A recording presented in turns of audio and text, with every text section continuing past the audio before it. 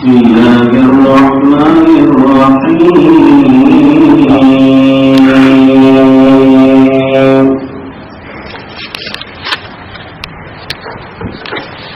فذكر فما أنت بنعمة ربك بكاهن ولا مجنون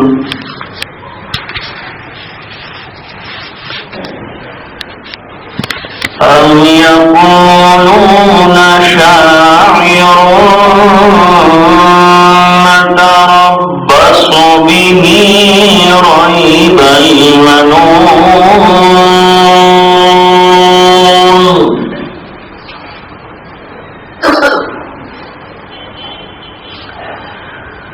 قل تربصوا فإني معكم من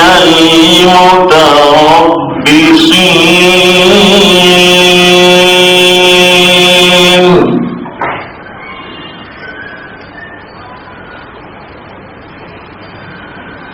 أم تأمرهم أحلامهم بهذا أم هم قوم طاغون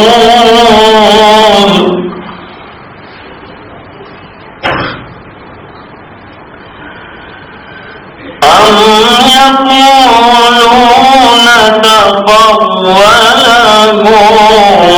بل لا يؤمنون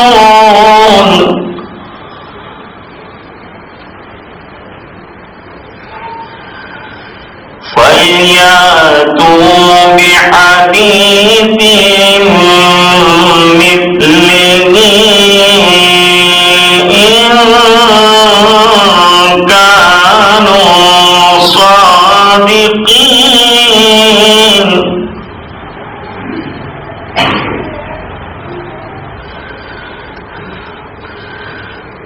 أم خلقوا من غير شيء أم هم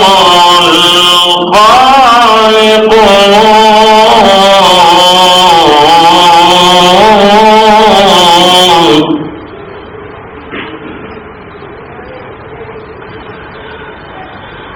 أم خلقوا السماوات والأرض بل لا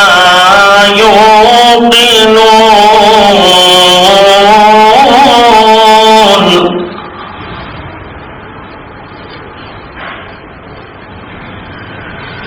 أم عندهم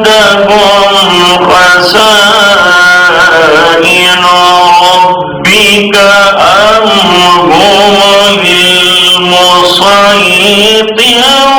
المسيطرون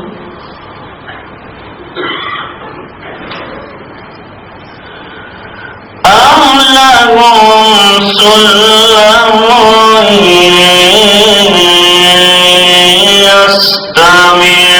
يستمعون فيه فليأت مستمعهم بسلطان مبين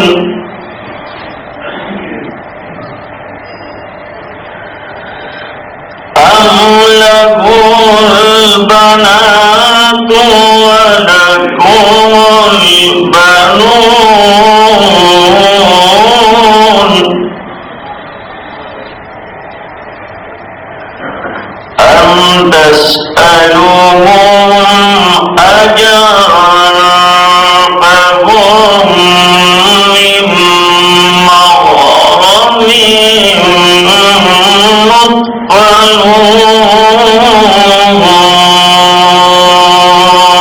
مثقلون صدق الله العظيم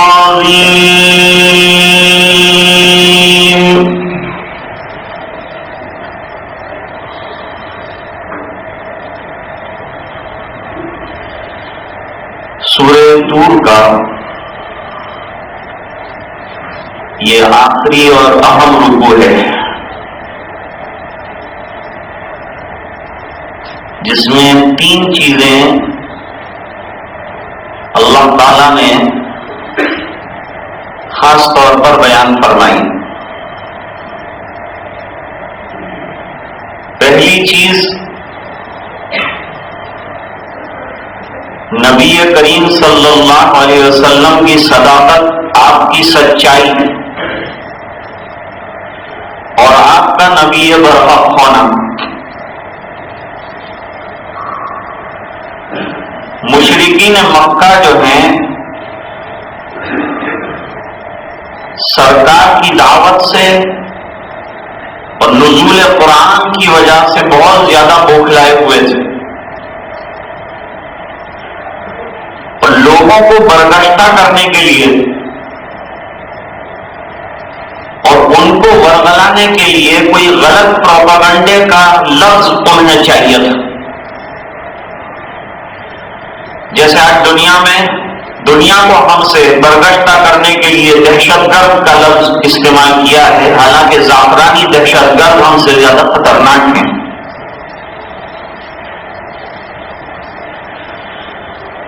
تو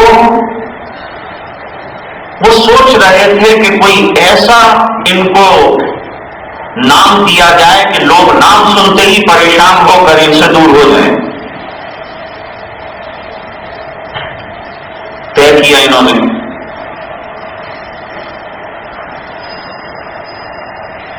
کہ ان کو شاعر کہا جائے۔ تو لوگوں نے جو اندر بیٹھے ہوئے تھے مشورے میں، انہوں نے کہا ہم خود شعراء ہیں اور ہم یہ بھی خوب اچھی طرح جانتے ہیں کہ اگر ان کو شاعر کہیں گے تو لوگ بات مانیں گے نہیں، کیونکہ شعر کسے کہتے ہیں یہ معلوم ہے سب۔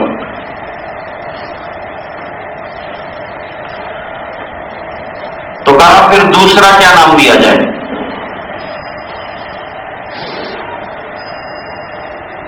تو یوں کہا کہ ان کو جو ہے مجنون کہا جائے، دیوانہ پن کی باتیں کرتے ہیں، مجنون ہو گئے ہیں۔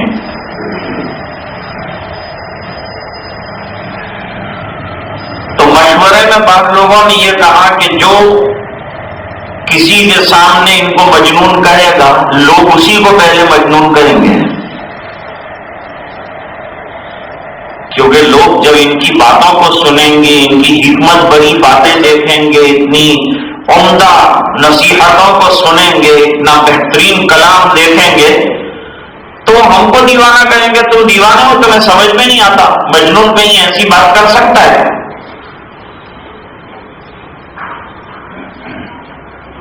تو پھر انہوں نے ایک اور بات کہی کہ ان کو علیاذ باللہ کاہن کہا جائے۔ کاہن نجومی کو کہتے ہیں، جو کل کی بات بتاتا ہو، ستارے دیکھ کر علم نجوم کا ماہر ہو، اس کو نجومی اور کاہن۔ اور وہاں عرب میں جو کاہن ہوتے تھے وہ بہت مقفع اور مسجع ایک دم کلام کرتے تھے۔ کاہنوں کا کلام مشہور تھا وہاں، کہ بڑا ترتیب والا کلام جو ہے ان کا رہتا ہے۔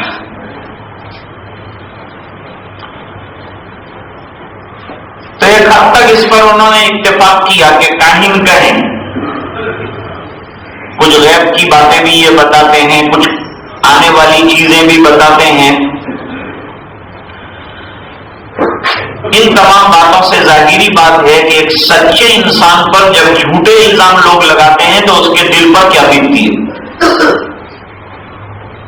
ایک کام ہم نے نہیں کیا اور آپ سنیں کہ میرے بارے میں لوگ یہ بات کرتے ہیں تو کتنا دکھ ہوگا آدمی کو، کتنا غم ہوگا۔ سرکار کو دگنا غم ہوتا تھا، اور اس کی وجہ یہ تھی کہ سرکار یہ سوچتے تھے کہ یہ اللہ کے بندے جنت کے لائق بن جائیں، میں ان کو جہنم سے چھڑا کر چھٹکارا دلا کر جنت والے راستے پر ڈال دوں۔ خیر خواہی کر رہے تھے، رات دن گھر گھر جا کے دعوت دیتے تھے، انفرادی، اجتماعی، ہر طرح کی دعوت دیتے۔ اور اس کی وجہ یہ تھی کہ سرکار کو دگنا غم ہوتا تھا، اور اس کی وجہ یہ تھی کہ سرکار یہ سوچتے تھے کہ یہ اللہ کے بندے جنت کے لائق بن جائیں، میں ان کو جہنم سے چھڑا کر چھٹکارا دلا کر جنت والے راستے پر ڈال دوں۔ خیر خواہی کر رہے تھے، رات دن گھر گھر جا کے دعوت دیتے تھے، انفرادی، اجتماعی، ہر طرح کی دعوت۔ لیکن سامنے والوں کا ظلم یہ ہے کہ دعوت نہیں مانتے تو ایک حد تک سمجھ میں آتی ہے بات کہ چلو دعوت نہیں مانتے، کینسل کر دیا، ریفیوز کر دیا، نہیں سنتے تمہاری بات، آدمی کو اتنا دکھ نہیں ہوتا۔ لیکن خیر خواہ کو ایسے الزامات لگائے جائیں جو بیچارے نے سوچے بھی نہ ہو تو اس کا دکھ بڑھ جائے گا کہ جس قوم کو میں ترقی سے اور کامیابی سے ہمکنار کرنے کی فکر میں ہوں، وہ قوم مجھے رسوا کرنے میں کوئی باقی نہیں رکھ رہی۔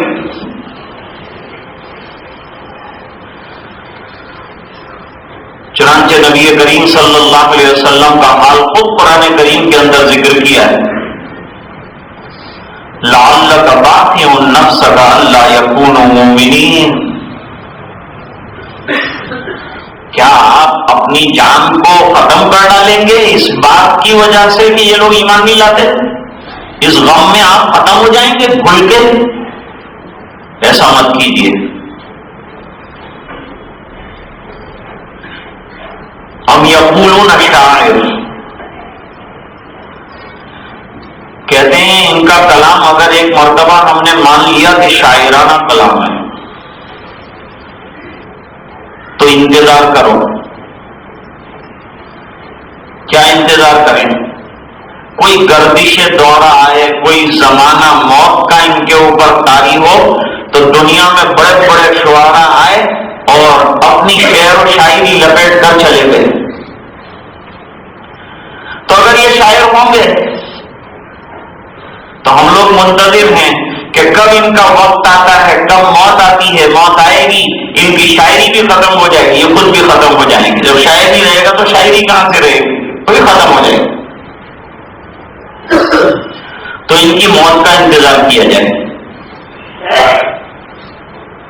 موت سے سب چیزیں خاموش ہو جاتی ہیں، بند ہو جاتی ہے کتاب زندگی۔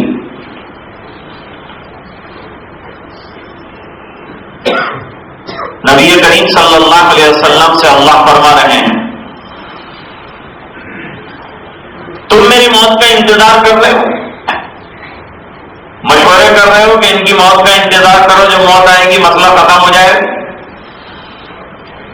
ٹھیک ہے، تم بھی انتظار کرو اپنی مقصود کا، میں بھی انتظار کر رہا ہوں، دیکھیں کون کامیاب ہوتا ہے کون ناکام ہوتا ہے۔ اور دنیا نے دیکھ لیا کہ اللہ نے سرکار کو کامیاب کیا، اور جو موت کا انتظار کر رہے تھے اور مشورے کر رہے تھے اللہ نے ان کو ختم کر دیا۔ آپ کہہ دیجئے کہ تم انتظار کر رہے ہو تو مجھے بھی اللہ کے فیصلے کا انتظار ہے، تم میری موت کا انتظار کر رہے ہو، میں تمہاری بات نہ ماننے کی وجہ سے اور اللہ کے احکام کی تکذیب کرنے کی وجہ سے تمہارے اوپر آنے والے حالات کا جس کا اللہ نے مجھ سے وعدہ کیا ہے منتظر ہوں۔ تم بھی انتظار کرو، ہم بھی انتظار کریں۔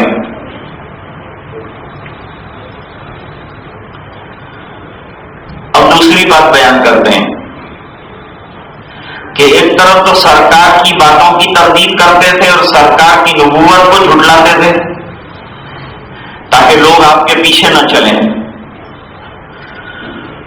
اور اس کے لیے وہ یوں کہتے تھے کہ یہ جو کتاب لے کر آئے ہیں یہ تو ان کے فرسودہ اور پرانے خیالات ہیں، اساطیر الاولین، پرانی باتیں ہیں، پرانی کہانیاں ہیں۔ حالانکہ ان لوگوں کی کتابوں میں پرانی کہانیاں تھیں، اور سرکار نے جو بات کہی تھی اور قرآن لے کر جو آپ آئے تھے اس میں تو قیامت تک کے حالات اور ہر ایک کا کچا چٹھا بیان کر دیا تھا۔ لقد انزلنا الیکم کتابا فیہ ذکرکم، تم کو ایسی کتاب اللہ نے دی ہے جس میں تمہارا ذکر پڑھ سکتے ہو تم، اگر اللہ نے سمجھ دی ہو تو۔ ام تأمرہم احلامہم بہذا ام ہم قوم طاغون، تم اپنے فیصلوں میں، تم اپنی عقل مندی میں، تم اپنے ہوشیاری میں، تم اپنی ذہانت میں بہت مشہور ہو۔ عرب والے اور خاص طور سے مکے والے دور دور تک اپنی بالغ نظری میں اور اپنی حکمت عملی میں اور اپنی سیاست میں بہت مشہور تھے۔ بڑے گھات قسم کے لیڈر تھے ان کے پاس، منٹوں میں اور چٹکیوں میں بڑے بڑے فیصلے کرتے تھے اور بڑے بڑے داؤ چلتے تھے اور بڑے بڑے پلان بناتے تھے۔ کہ قدرتی طور پر ان کے اندر یہ صلاحیت تھی، لیکن بس صلاحیتوں کا آدمی صحیح استعمال کرے تو اچھا ہے، ورنہ وہی صلاحیتیں اگر غلط استعمال ہو تو آدمی کو لے ڈوبتی ہے۔ دنیا میں ایسے بہت سے لوگ رہے ہیں جن کو اللہ نے بے پناہ صلاحیتیں عطا فرمائی تھی، لیکن صلاحیتوں کا استعمال تعمیر میں نہیں کیا، خیر بھلائیوں میں نہیں کیا، تخریب میں استعمال کیا۔ نتیجہ یہ ہوا کہ وہ اور ان کی صلاحیتیں بیکار ہو کر رہ گئی۔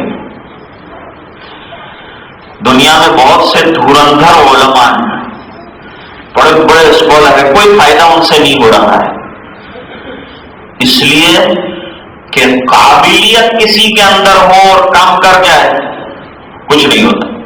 اللہ کے یہاں قبولیت چاہیے، قابلیت سے کچھ نہیں ہوتا۔ بڑے بڑے قابلیت کے لوگ ہیں، کچھ نہیں کر پاتے، لیکن جنہوں نے بزرگوں کے جوتے سیدھے کیے اور جو تھوڑا سا علم رکھتے تھے، اللہ نے ان کے علوم میں برکتیں دی اور اللہ نے ان سے کام لیا۔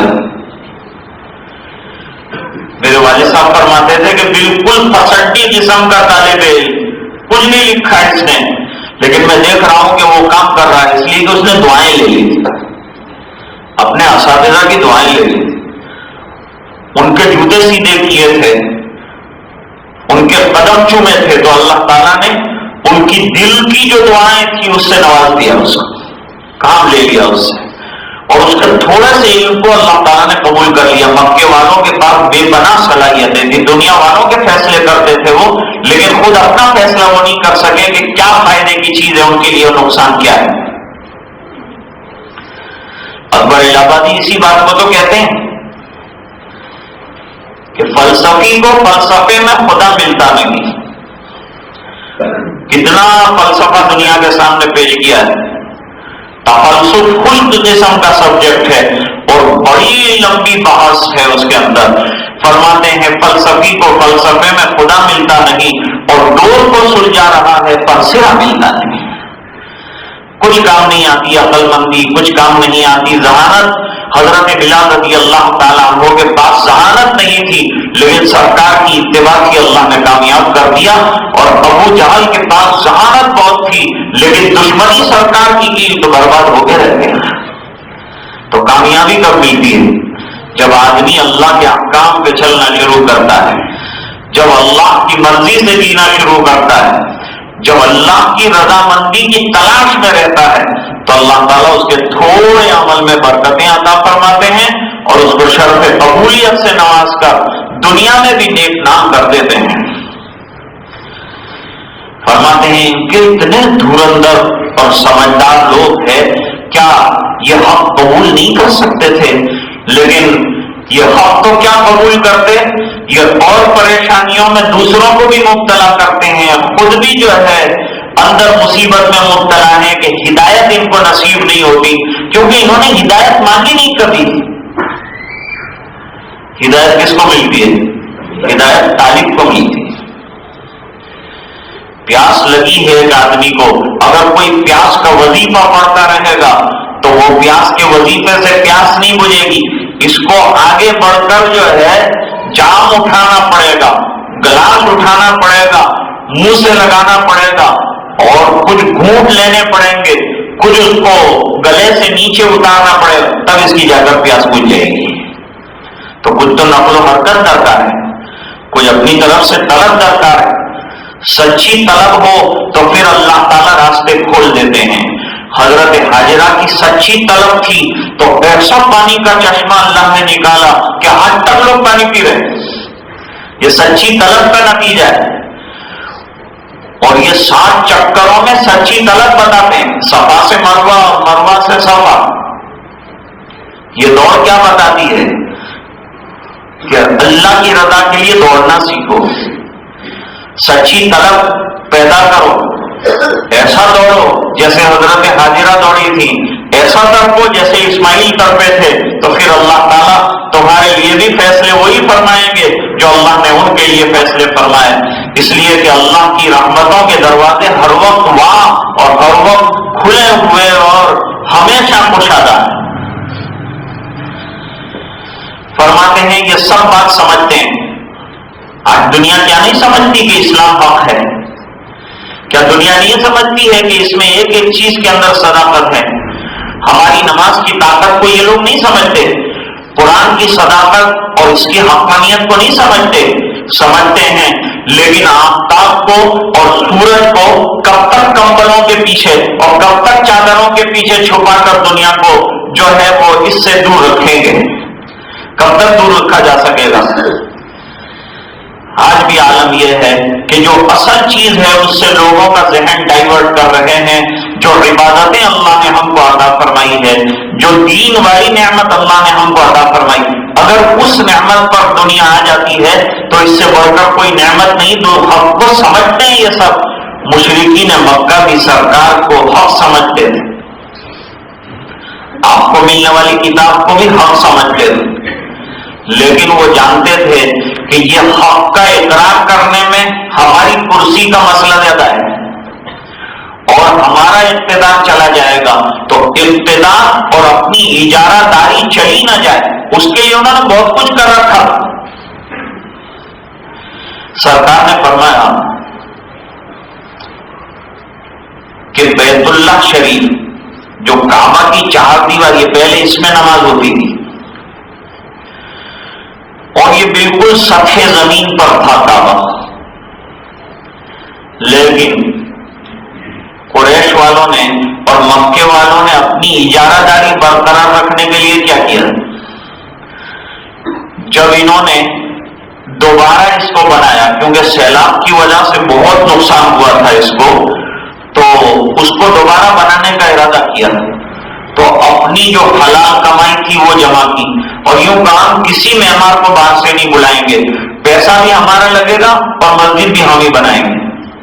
اصل تو مسجد اس طرح سے بننی چاہیے کہ پیسہ بھی ہمارا لگے اور آدمی بھی ہمارے لگے. تعمیر بھی ہم کر رہے ہیں، سرکار خود تعمیر کر رہے ہیں، صحابہ کرام پتھر اٹھا کے لاتے ہیں، حضور کے بدلے کا پتھر حضرت عمار لاتے ہیں.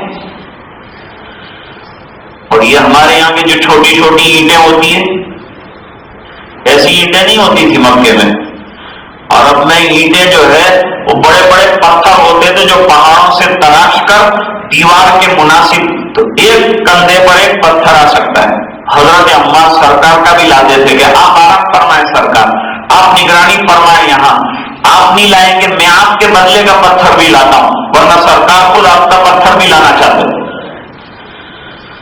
انہوں نے جب کعبے کی چہار دیواری اٹھانے کا ارادہ کیا تو دروازہ نیچے سے نکال دیا اور اوپر لے جا کر رکھ دیا، قد آدم پر لے جا کر دروازہ رکھا اور دروازے کو کر دیا بند.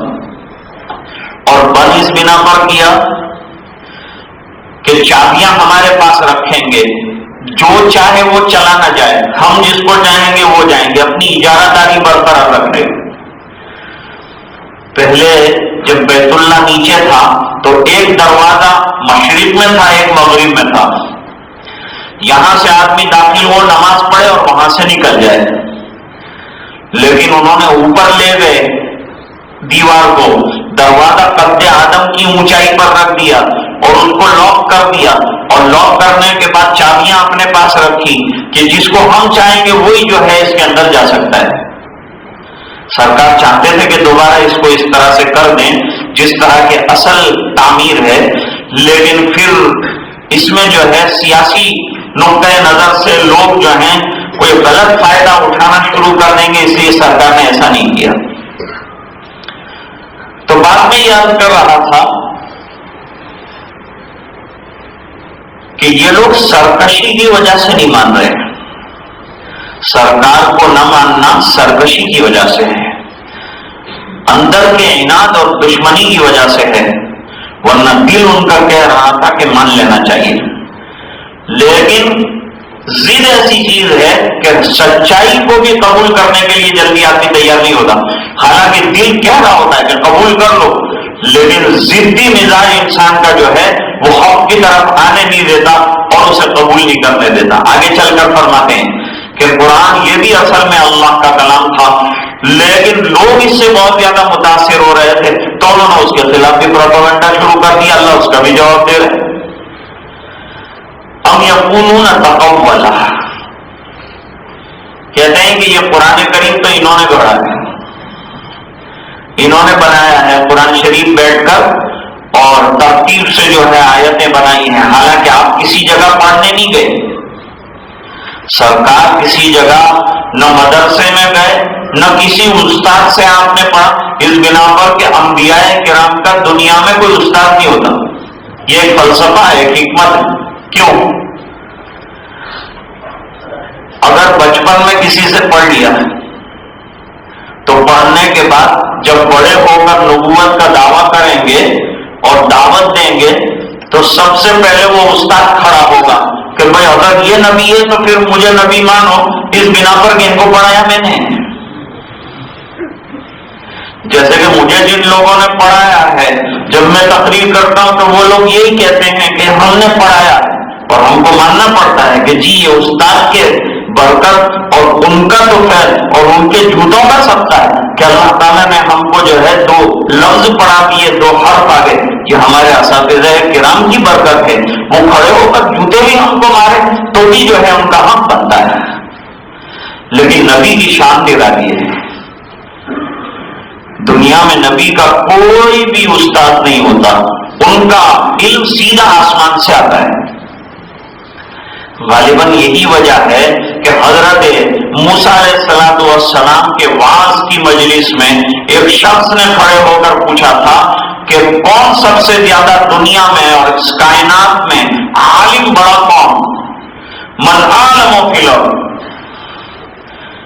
حضرت موسیٰ علیہ السلام نے بالکل صحیح جواب دیا، انا عالم، میں سب سے زیادہ علم والا ہوں۔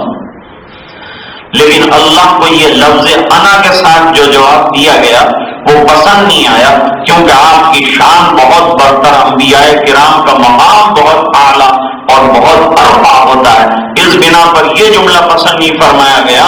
تو جواب کیا دینا چاہیے تھا؟ فرمایا جواب یوں دینا تھا کہ اللہ اعلم، اللہ زیادہ علم والے ہیں۔ انا عالم کیوں کہا؟ اس پر آزمائش آئی اور بتایا کہ حضرت خضر جو ہیں ان کو ہم نے ایک نیا علم دیا ہوا ہے، دیکھو تمہارے پاس اس کا ایک چھینٹا بھی نہیں ہے۔ حضرت خضر کو خضر اس لیے کہتے ہیں کہ وہ جہاں قدم رکھتے ہیں وہاں ہریالی ہو جاتی ہے۔ میں طلبا سے ہمیشہ کہا کرتا ہوں کہ ہمارا اور ان کا یہ کانٹریکٹ ہے کہ ہم جہاں بھی قدم رکھتے ہیں وہاں گھاس اگی ہو تو بھی سوکھ جاتی ہے، لیکن حضرت خضر جہاں قدم رکھتے ہیں وہاں ہریالی چھا جاتی ہے۔ اور حضرت خضر جو ہیں ان کو اللہ نے خاص قسم کا علم عطا فرمایا۔ اس میں بھی حالانکہ علم شریعت بڑی چیز ہے اور علم نبوت جو عطا کیا تھا وہ بڑا تھا، لیکن بتایا کہ فی الجملہ علوم بہت ہیں اور ان علوم میں وہ چیزیں ہیں جو تم کو نہیں معلوم، اس لیے امتحان سے 2-4 پانا پڑا۔ تو لفظ انا انسان کو امتحان میں ڈالتا ہے، اور آدمی یوں کہے، مثلا کسی نے یوں کہا کہ آپ سے پوچھا جائے کہ آپ نے کلکتہ دیکھا ہے؟ آپ نے کہا ہاں دیکھا ہے، تو اب آپ سے وہ پوچھے گا کہ ڈمڈم ہوائی اڈہ کدھر ہے، فلان روڈ کدھر ہے، وہ کدھر ہے، آپ کو جواب دینا پڑے گا، اور وہ سب سوالات شروع ہو جائیں گے۔ اور اگر آپ نے لا علمی کا اظہار کر دیا کہ میں کلکتہ کو نہیں جانتا تو وہ کیا سوال کرے گا آپ سے؟ وہ ظاہری بات ہے کہ کوئی سوال نہیں کرے گا۔ ایک آدمی گیا تھا ایک اجنبی مقام پر، ایک آدمی سے پتا پوچھا کہ یہ فلان صاحب کہاں رہتے ہیں؟ اب وہ نہ کہتے تو چلتا تھا، ان کو معلوم نہیں تھا تو وہ نہ کہہ سکتے تھے، لیکن وہ بھی ان کو لگا کہ میں اس بستی میں رہتا ہوں، اس نے مجھے پوچھا ہے اور میں نہ کہوں یہ بھی مناسب نہیں، تو انہوں نے کہا مسجد کے سامنے رہتے ہیں۔ اچھا مسجد کہاں ہے؟ کہ ان کے گھر کے سامنے ہے۔ اچھا گھر کہاں ہے؟ فرما مسجد کے سامنے ہے۔ یہ دونوں کہاں ہے؟ کہ دونوں آمنے سامنے ہیں۔ اب دیکھیے گول گول گول گول اس کو بات کرنی پڑتی ہے کیونکہ اس کے پاس اس کا علم ہے ہی نہیں۔ تو انانیت خطرناک چیز ہے۔ انا کہا تو آدمی امتحان میں مبتلا ہوتا ہے، بکری انا کہتی ہے تو لٹک جاتی ہے، ٹکڑے کر دیے جاتے ہیں اور مصیبت میں مبتلا ہو جاتی ہے اور اس کی زندگی کے لینے دینے پڑ جاتے ہیں۔ یہاں کیا فرماتے ہیں کہ سب سے خطرناک چیز جس کو جس نے ان کو مار ڈالا مکے والوں کو، وہ یہ تھا کہ وہ جانتے تھے کہ سرکار حق ہے، لیکن اپنی بڑائی اس لیے انہوں نے الزام لگا دیا۔ تو دنیا میں نبی کا کوئی استاد نہیں، اللہ ان کے استاد ہے، تاکہ کوئی کھڑا ہو کر یوں نہ کہے کہ تم نے تو مجھ سے پڑھا تھا، تمہارا دعوی نبوت یہ معرض خطر میں پڑ گیا ہے، نہیں کہہ سکتے۔ ہمارے حضرت حکیم الاسلام رحمۃ اللہ علیہ ایک واقعہ بیان کرتے کہ بچپن میں حضرت عیسیٰ علیہ الصلوۃ والسلام کو مکتب میں بٹھایا، ہونے والے نبی ہیں، اور گہوارے میں بڑا زبردست کلام کیا ہے۔ جب بٹھایا تو استاد نے جو ہے پہلا حرف پڑھایا الف، تو انہوں نے پوچھا کہ اسے الف کیوں کہتے ہیں، حالانکہ چھوٹے ہیں ابھی بھی، سوال کیا۔ ہم لوگوں نے بھی ترقی پڑھی اور کتنی ترقیاں توڑ کر کے ٹھکانے لگا دی، لیکن ہم کو تو یہ سوال ذہن میں بھی نہیں آیا، الف کو الف کیوں کہتے ہیں اور یہ کیوں ایسا اوپر سے نیچے کی طرف لکھتے ہیں، اس کی وجہ کیا ہے؟ اب استاد بتا نہیں سکتا، اس کا کوئی اور بھی نام رکھ سکتے تھے نا، یہی کیوں رکھا ہے؟ یہ تو برسوں سے چل رہا ہے، کیوں؟ لیکن کیوں چلایا جا رہا ہے، کیوں چل رہا ہے، وجہ کیا ہے؟ کچھ اور بھی چل سکتا تھا، یہ کیوں چل رہا ہے؟ کہ بیٹا یہ تو میں نہیں بتا سکتا۔ ایک صوفی طالب علم مدرسے میں داخل ہوا تھا، جب وہ داخل ہوا تو نحو کے استاد نے ایک جملہ اس کو پڑھایا، ضرب زید عمرا، زید نے عمرو کو مارا۔ ترجمہ اس کا یہ ہے، ضرب زید عمرا، فرضی طور پر زید اور عمر ہیں، ایگزامپل ہے، مثال ہے، بتایا کہ زید جو ہے اس کے اندر فاعل ہے اور عمر مفعول ہے، اور یہ ضربہ جو ہے یہ ورب ہے۔ تو وہ صوفی صاحب نے سوال کیا کہ ضرب زید عمرا، زید نے عمرو کو مارا، مانا میں نے، لیکن وجہ کیا ماننے کی، کیوں مارا؟ کوئی وجہ ہونی چاہیے، زید مارتا جائے عمر مار کھاتا جائے، یہ زمانہ ہے مار کھانے کا، فقیر مار کھانے کے لیے تیار نہیں تھا، عمر بیچارہ ایسا تو کیسا مظلوم ہے کہ مار کھاتا ہی جاتا ہے، میں تو جب سے آیا ہوں جب سے زید مارتا ہے اور عمر مار کھاتا ہے، یہ تو مجھے سمجھ میں نہیں آتا۔ انہوں نے کہا بھائی یہ تو مثال ہے، فرضی چیز ہے، ایسا ہوا نہیں ہے، فرمایا جو ہوا نہیں ہے اس کو مثال میں ایک کو مظلوم بنانا دوسرے کو ظالم بنانا کیا حق ہے آپ لوگوں کو؟ یہ الزامات لگانے کا حق کیا پہنچتا ہے؟ ایسی جھوٹی تعلیم دیتے ہو تو وہ چھوڑ کے چلا گیا۔ حالانکہ یہ تو مثال ہے، ہمارے سب مشائخ اسی طرح سے دیتے ہیں۔ حضرت عیسیٰ علیہ الصلوۃ والسلام نے بہرحال جب یہ سوال کیا تو انہوں نے کہا بیٹا اس کا جواب کوئی ہو سکتا ہے؟ فرمایا ہو سکتا ہے۔ کہ کون دے گا؟ میں دوں گا۔ بیٹا تجھے معلوم ہے جواب؟ جی معلوم ہے۔ اچھا تو دے دو۔ فرمایا یوں نہیں دوں گا۔ کیسے دو گے؟ فرمایا جہاں آپ بیٹھے ہیں وہاں میں بیٹھوں گا، کیونکہ مجھے استاد کے منصب پر بیٹھنا پڑے گا، مجھے یہ تسلیم نہیں ہے کہ آپ استاد ہوں میں شاگرد ہوں، کیونکہ جواب میں دینے والا ہوں، تو میں استاد کے منصب پر بیٹھوں گا، آپ شاگرد کے منصب پر بیٹھیں گے اور میں جواب دوں گا۔ کہتے ہیں اللہ تعالیٰ نے قاعدہ کلیہ کو برقرار رکھا کہ دنیا میں جو ہے نبی کا کوئی استاد نہیں ہوتا، وہ استاد بننے کی کوشش کر رہے تھے، الف ہی کے اندر معاملہ ختم ہو کے رہ گیا، اور بتلایا کہ الف سے آگے نہیں بڑھ سکتے، استاد ہونے کی کیا حیثیت ہو سکتی ہے؟ فرمایا نبیوں کا دنیا میں کوئی استاد نہیں ہوتا، ان کا علم اللہ کی طرف سے آتا ہے۔ تو فرماتے ہیں یہاں پر کہ جب دنیا میں نبی کا کوئی استاد ہی نہ رہا تو سکھایا کس نے کہ اتنا شاندار قرآن کریم دنیا کے سامنے کہ جو لکھا جائے تو لاجواب کر دے، جو کہا جائے تو لاجواب کر دے، ایسا بے مثال قرآن اور ایسی بے مثال کتاب اور ایسا بے مثال کتاب اور کر سکتا ہے اللہ کے علاوہ؟ فرمایا ان کا دماغ خراب نہ ہوتا تو یہ قرآن کریم کو اللہ کی کتاب مان لیتے۔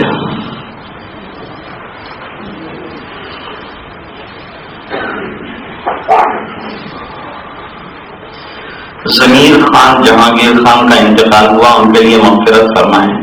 شریفہ بی بی بیمار ہیں، اسپتال میں زیر علاج ہیں، صحت کے لیے دعا فرمائیں۔ اور کسی صاحب نے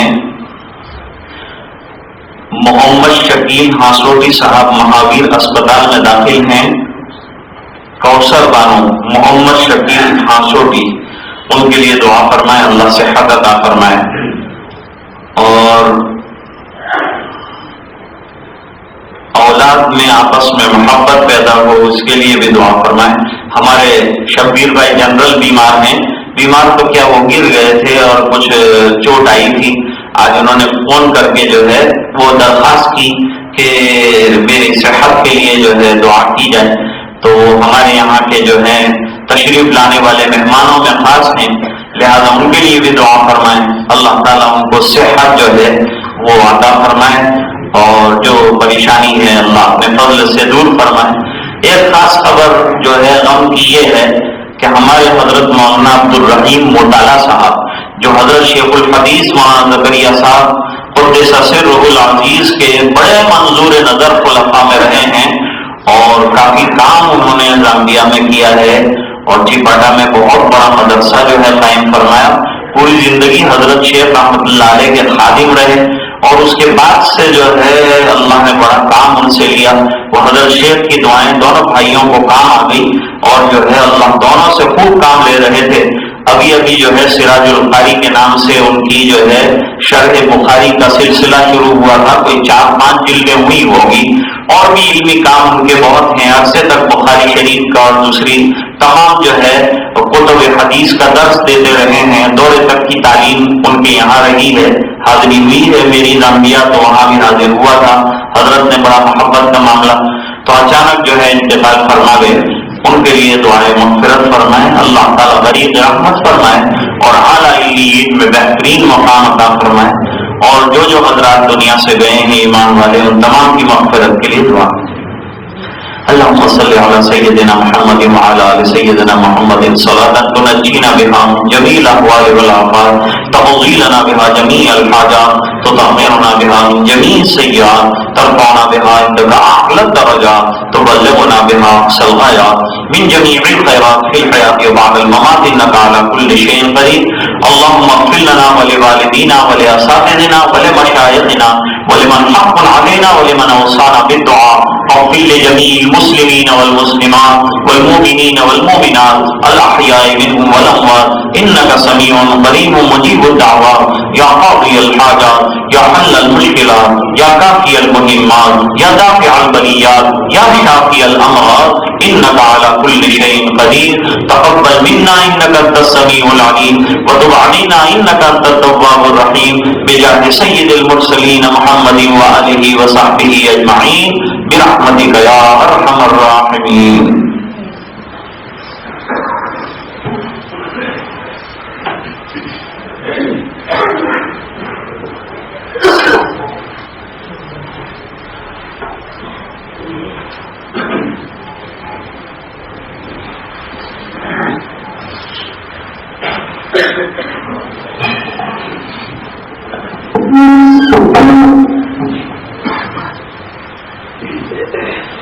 لا الہ الا اللہ کا ذکر کریں گے تھوڑی دیر کے لیے، اور محمد رسول اللہ کا یہ ذکر ختم ہوگا۔